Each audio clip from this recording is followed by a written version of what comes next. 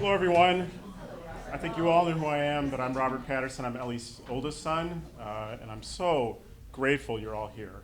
This is wonderful. I mean, she would have loved that you're here. She would have loved the support. Those of you that didn't even know her, you would have loved meeting her. She was an awesome person, and I'll say a few opening remarks.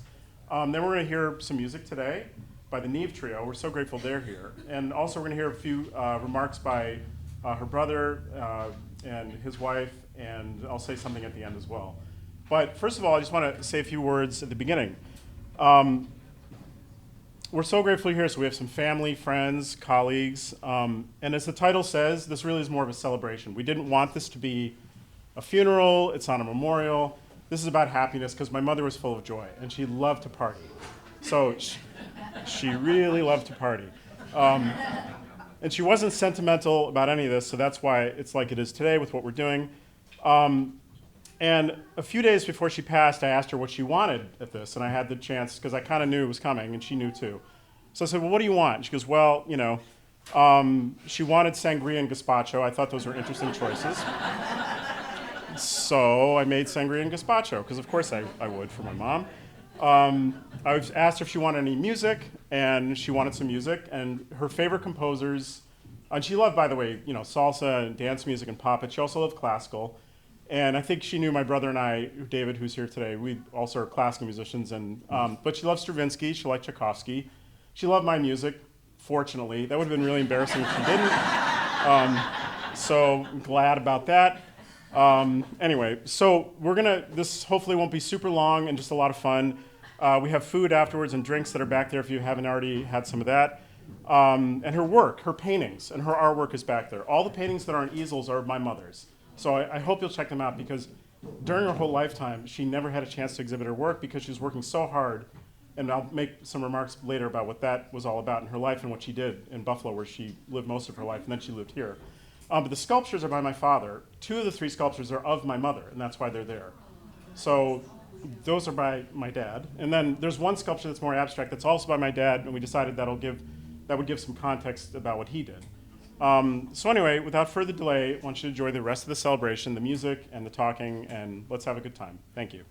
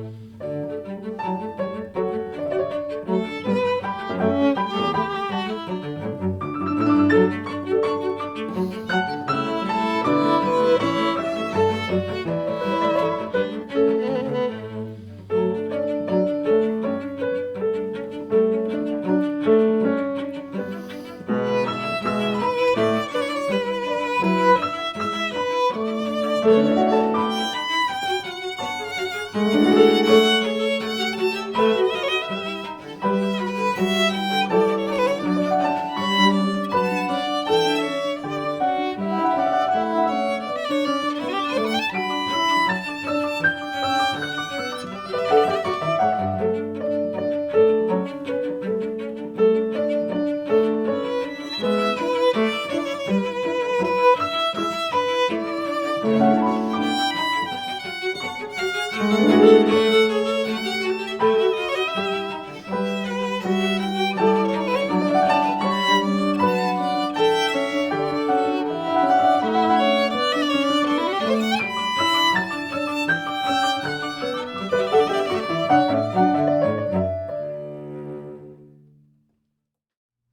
everyone. I'm Mikhail Cohen. I'm Ellie's brother.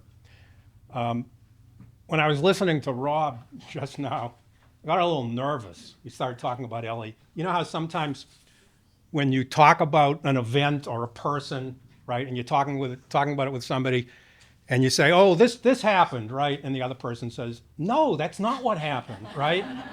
Or you're talking about a person, and you start saying something about that person, and the other person says to you, "Are we talking about the same person here?" Well, in the case of Ellie, there was only one Ellie, right?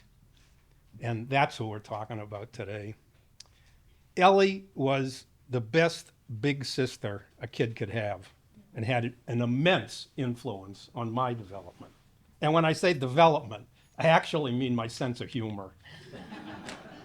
Ellie was the funniest person I know and could crack me up with her imitations of odd characters. One of my cherished memories of her is documented in a photo I took. She was perhaps 18 or 19 at the time, and we were in the kitchen of our apartment in Dorchester, Massachusetts. Ellie had turned her glasses upside down on her face and was holding a long kitchen knife into the cage of our terrified parakeet, which had taken refuge on the far side of its perch, tilting away from the knife. And there's Ellie hamming for the camera with a maniacal look on her face, something out of Mad Magazine. I recall literally falling on the floor in hysterics right after I captured the shot. I have this photo on my phone, if any of you are interested. And by the way, the astute among you will have noted the two pictures of deceased birds in the gallery. I'll let you draw your own conclusions. Ellie was the first in our tiny family to go to college, an undertaking that she partly paid for while she was an undergrad as a sales clerk in the bargain basement of one of Boston's old department stores, at Jordan Marsh. During those years, my mother worked in Feline's, Ellie worked in Jordan's.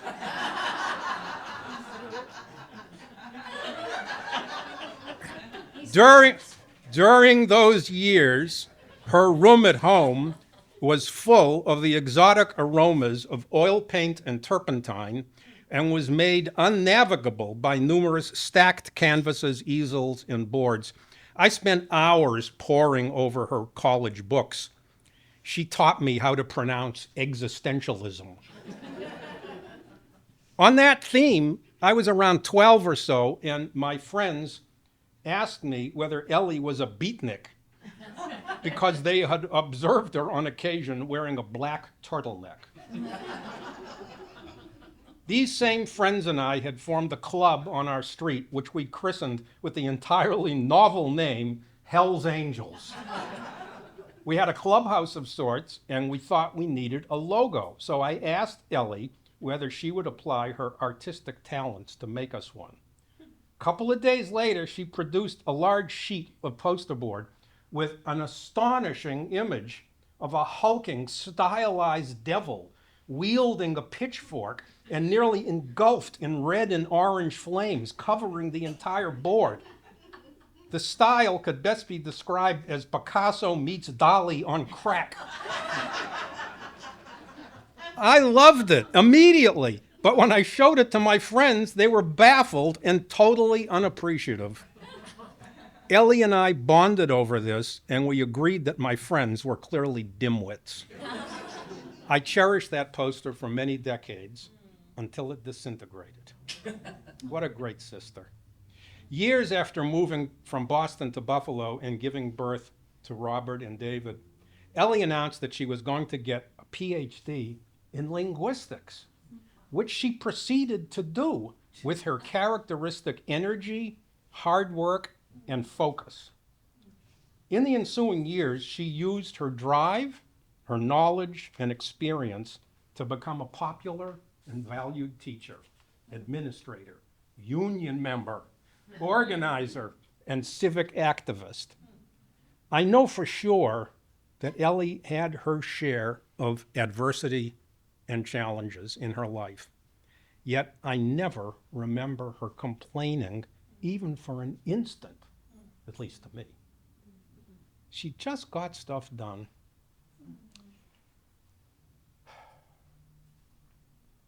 At the end of the classic movie, A Touch of Evil by Orson Welles, Marlene Dietrich is asked what she thought of the just deceased character Hank Quinlan, played by Orson Welles in the movie. In what is now a famous line, she says, "He was some kind of a man." What does it matter what you say about people? Ellie was some kind of a woman. A strong, supportive mother, loving grandmother, adoring wife of the love of her life, Tony, the world's best sister, and a phenomenal artist. But Marlena, I beg to differ. Does matter what you say about people. That defines how we remember them, and it's remembering them that they live on in our own lives. So we remember Ellie as all of those things, and in doing so, that she is still here with us.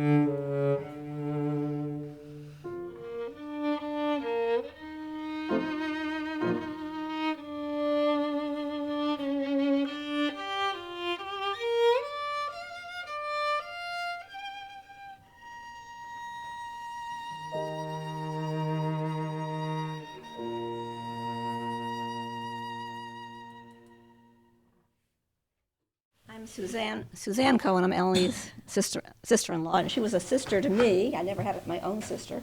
I brought her dissertation with me. Subjective and objective determinants of code switching between Spanish and English in Puerto Rico. And I'll just read you one or two sentences from the abstract. This is an investigation of the subjective and objective determinants of code switching, thank you, including the role of affect as one of the conditions of code switching behavior. Code switching is the use of two languages in a single conversation.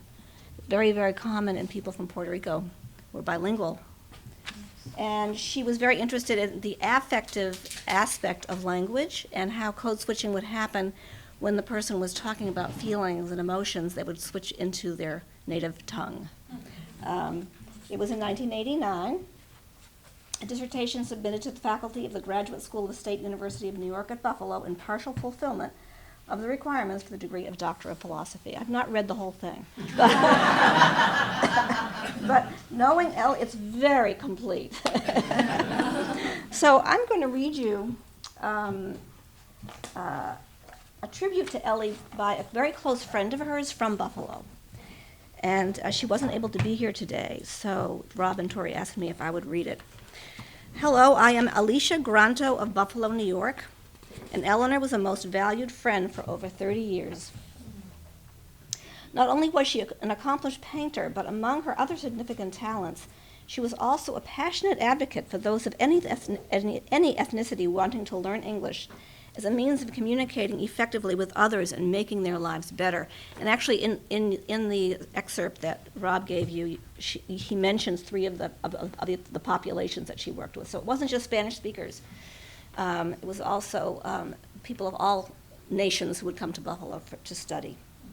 As co-chairs of the Hispanic Women's League Scholarship Committee for 13 years, the two of us would often end up laughing when sharing our thoughts about decisions to be made. And we'd finish each other's sentences without even trying. And I'm imagining that they finished their sentences in Spanish.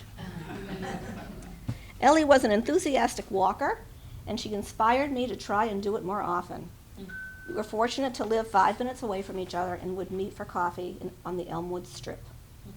She was an avid contributor when supporting my professional and community-based endeavors, and I was all too happy to reciprocate in like manner. I considered her a sort of bridge builder, as many a time, and this really is, she was so calm. She was unflappable. Many a time during meetings when a verbal big divide in perspectives would threaten to get much more animated, Ellie did not hesitate to do her best to bring the disagreeing parties to a consensus. On a much lighter side, my amiga loved to dance. I mean, any type of Latin music would play, and she'd be on the dance floor enjoying herself immensely, particularly after a glass of vino. Her melodic gyrations were something worth beholding. Finally, I found Eleanor to have a subtle sense of humor, so it was quite a hoot when I called her up shortly before her husband passed. And she said, Alicia, this is very amusing. And just imagine Ellie saying it. Where did it go? Oh yeah, Alicia, Tony flew into my room today in his spaceship. So that was her final word about Ellie. I could just imagine her, because they were living together in the Good Shepherd, but they each had their own separate spaces, and they would visit each other. And their love was so palpable all the way to the very end for both of them. So that was Alicia. Thank you.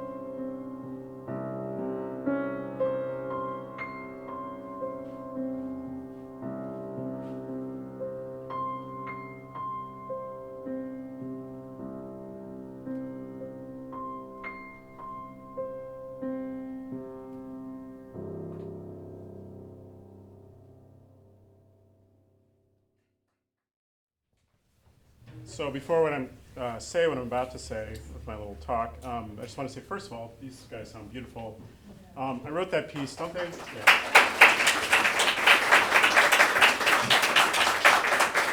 So I wrote that about 30 years ago, I think. And, but I chose it because it quotes Stravinsky, first of all, which I thought was interesting, seeing as we did some Stravinsky today. And also because it's about teaching somebody how to dance who can't dance. So there's a little awkward moment in there. I was imagining my mom trying to teach my dad how to dance. And how awkward that would have been, because my dad would be like, I can't dance. You know, it would have been funny, and especially knowing that my mom loved to dance. So I thought that was interesting. And the one other thing I want to say before I do my little talk is, so I teach during the summers. We have a festival here. Some of you may know that. It's called Mostly Modern Festival. And sometimes I teach composers, mostly young composers who are in their, college age and up a little bit. And one of them will say, well, why are you telling me this? How do I know you're right? How do I know whatever you're telling me is correct? I'm like, well, I'll tell you what, let's play a little game. If I tell you something, and then the next teacher tells you something, and I promise you that we didn't talk to each other, and if they say the same thing, then you probably know that there's something to it, don't you? And the thing is, when you're hearing Carl and Suzanne talk, when they're saying something, I'm probably going to say a few of the same things. Well, you know it must be true, because I didn't talk to them ahead of time. So whatever they said, or whatever I'm about to say, we had nothing to do with each other before these talks. So it's probably okay, So who was my mother? And this is, I guess, according to me, and I may feel differently than other people. And everyone has a story about her, and all these stories are amazing. And the person she was when I was a child is very different than the person she was when I was now as an adult. As a child, she was my mother. She was a painter, an occasional yet slightly indifferent gardener. As she once said to me, my plants thrive in neglect. That's what she said. So, okay. She was the keeper of the Doritos and the vanilla wafer cookies, and care packages my grandmother sent once or twice a year, complete with Rice Krispie treats dotted with little cinnamon candies, mandel bread, and rugula, and that my brother and I love so much. And so when we get those, we'd be so happy. My mother was an artist, as you all know now. And my earliest memories include me watching her paint and painting beside her, probably making a complete mess. And growing up with two artist parents, this seemed normal. But it wasn't until, and our entire house was filled with original art by my parents and their colleagues, complete with Gothic imagery, naked torsos and dead birds. And it wasn't until I made friends who weren't artists that I realized that, how oddly wonderful this was, because not everybody has parents as artists. And she was also my mother. And she yelled at me and my brother to clean up after ourselves and to be nice to each other, to come downstairs to eat dinner and to do our homework. My family definitely had a bombastic relationship, but full of love and respect. Our family was definitely less Leave It to Beaver and a bit more All in the Family, maybe with a little bit of The Simpsons and the Frasier mixed in. There was even a moment when my mother compared my brother and I to Frasier and Niles Crane. And I don't know if David, my brother, knows this. And she said, I was like Frasier and David was like Niles. And I thought that was interesting because it's probably kind of accurate, actually. So I don't know why. It just seems like she had something there. As a teenager, my mother was gone a lot. After realizing that we needed more money, my dad made only so much as an associate professor at University of Buffalo. And not making much money from her artwork, she spent many years, as you heard from Carl, earning her PhD at the University of Buffalo in bilingual education, and she was an administrator at Erie Community College, doing everything that Carl had mentioned earlier. My brother and David and I, in my opinion, were the quintessential Gen X kids. With both parents gone, working or studying, we let ourselves in after school, or if we forgot our keys, we climbed up the fire escape in the back of the house, opened the window on the roof of the house, no guardrails, by the way, whatever, crawled through an old milk delivery door in the side of the house in Buffalo, and we often made ourselves dinner or ate whatever was in the fridge, and occasionally, probably too occasionally, enjoyed takeout pizza and buffalo wings that my dad would bring home once in a while. As an adult, my mother was still my mother, still a painter, but now an educator and an advocate for those who are less fortunate. She was a force to be reckoned with in the Buffalo political scene. She was never interested in being in the spotlight. She was very modest in a lot of ways. What's the word everybody's using now? What is it? Demure. Demure. She used demure before anybody else used demure. Okay. She was a politician, but not an in-your-face politician. She worked her magic behind the scenes. She knew multiple mayors, governors, senators, and House members, and even met Nancy Pelosi, and she made sure they knew who she was. She spent a huge part of her career advocating for women's rights, the Latino community, the Jewish community, Native American causes in Western New York. My mother was a feminist, but also feminine. She was an amazing woman and one of the hardest working people I've ever met. As an artist, she was never accepted into the artistic scene in Buffalo. And this was incredibly painful to realize and discover as I grew older. Despite any progressive happenings in Western New York State, and despite the support of my father, the artistic community at the time was quite sexist, and a few of my dad's colleagues were quietly or not so quietly anti-Semitic. This needs to be said, because had she encountered more support, I strongly believe that she would have had a thriving career as an artist during her lifetime. If she had been born 30 to 40 years later, I think her life would have turned out quite differently. Life is strange. I was certain my mother would live well past the age of my father, who passed away at age 87. For many years, my mother would get up at 5 in the morning, and she was very careful about what she ate, and she would exercise and go to the gym before heading to work. Even when she moved to Saratoga, she was very careful about everything she ate, whether it was salads or roasted vegetables, smoothies. Even at the very end, she was always requesting smoothies. When I was in college, my mother even asked me to fill her belly once. She goes, "Feel my belly, look at this." She almost had a six-pack. That was really humbling. I was like, "Mom, all of this goes to show that even with the healthiest lifestyle, there's almost only so much you can do," but she did great. I know my mother would have loved this event. She would have loved that her artwork is being displayed, and finally is literally seeing the light of day, after most of it being stored away in painting racks in Buffalo. But most of all, she would have loved that you're all here. Victoria and I, with the help of many people, are working on cataloging and curating her work, and my father's, and one of our life's goals is to make sure that my mother, as an artist, finally receives the recognition she so well deserved. With big plans for both of my parents to be revealed at a later date. In the meantime, you can check out our work while you're here right after this event. Mom, if we're living in some sort of crazy multidimensional universe in AI simulation, or if I'm wrong and there's a God, I sure hope you can hear me and know how much your family, friends, and colleagues miss you and how much you're loved. Thank you.